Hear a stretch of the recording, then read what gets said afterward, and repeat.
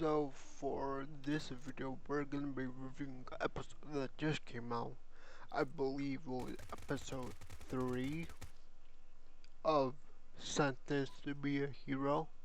Now, honestly, this episode, it kind of goes the way we expected. Like, at the end of the episode, yeah, they go through, there was a huge battle between the actual Demon Lord, one of the Demon Lords, but at the end of the day, they got everyone out of that cave, and I guess everyone, like, just walked away.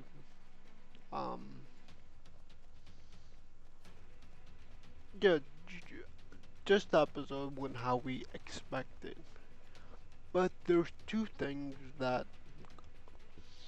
um, that caught my attention during watching the episode. So the first one was that mm, I wanted to make this like a little skit. So just the character of the king, the blonde guy, his character is very funny, especially like when he got trapped, like his leg got trapped, and like he was so mad, he was like cutting at his bare bone so you can like fall on top of the demon lord and kill it. So that whole sequence was funny. Like I actually laughed during that scene because it was like so crazy and everything.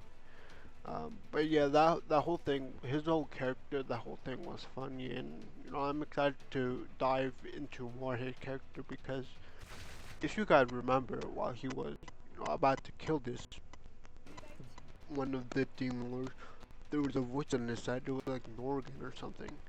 So I wonder if like later in the episode we're gonna find out who said that because it sounded like he even like it seemed like he recognized it. So I wonder what the deal with that whole thing. But onto the actual thing. So I guess one thing we kind of learned in this episode was that it seems like there's multiple demon lords. Like there's not just one main demon lord. It looks like there's like a whole bunch. So it looks like they, this episode they just took one down, one of the demon lords. Um, so uh, yeah, I just thought it was interesting that like there's not one person that you call demon lord. It's like kind of like a title, I guess, that you give to people that are like strong or something. But yeah, I know it's crazy to me like that they treat it as like a title instead of like oh,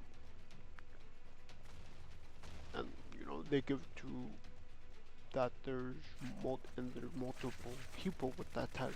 Usually there's only one, but yeah.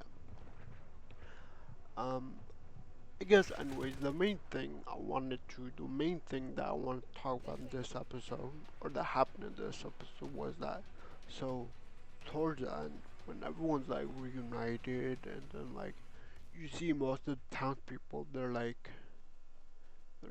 you can see them like back talking to the people that saved them. They're like, oh, they aren't the heroes like a bunch of heinous criminals, a bunch of sly comments like that. And like obviously because of that, no one thanked them except you'll see one of the guys in their family, the leader of the laborers.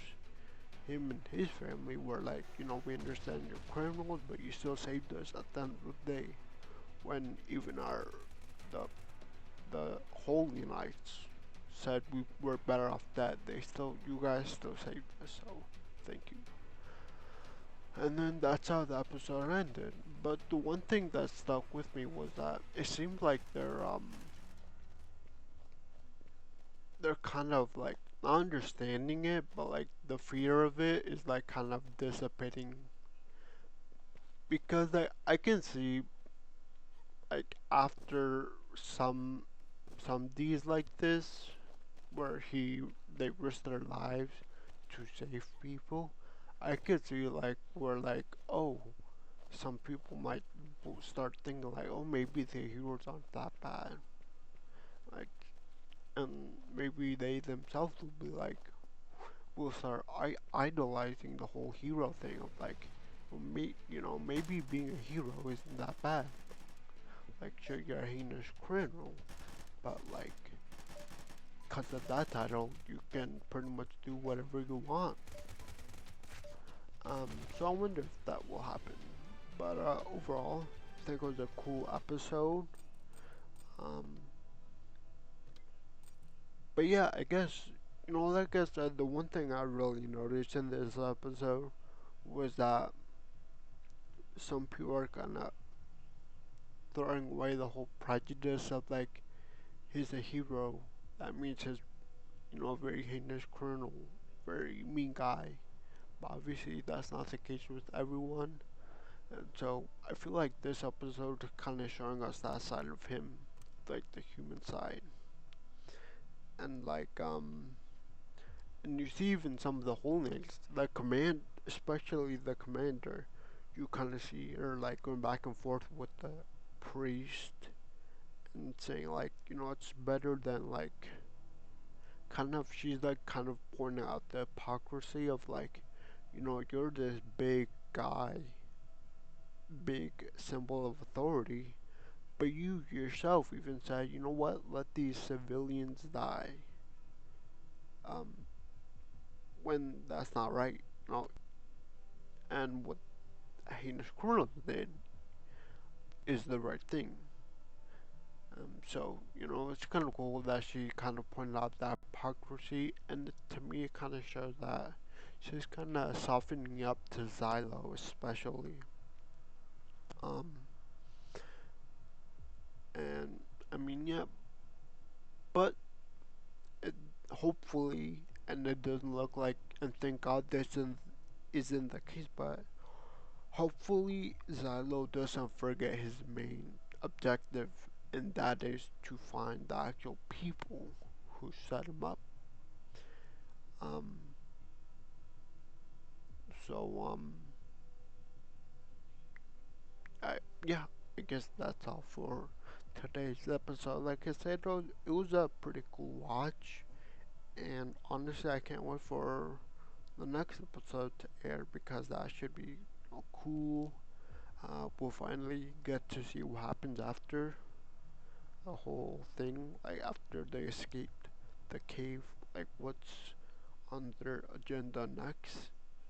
Um, for my theory is that they might go back to the holy capital or where their headquarters is, because even the priest was like, yeah, we have to go back and report them, and I'll make sure they'll be punished. Um, and so yeah. Maybe, hopefully, it sounds like next episode we'll see the whole headquarters and see actual people running it. But yeah, I guess for now, kind of the end of the video. Thank you for watching. Please leave a like, and I'll see you next time. Bye.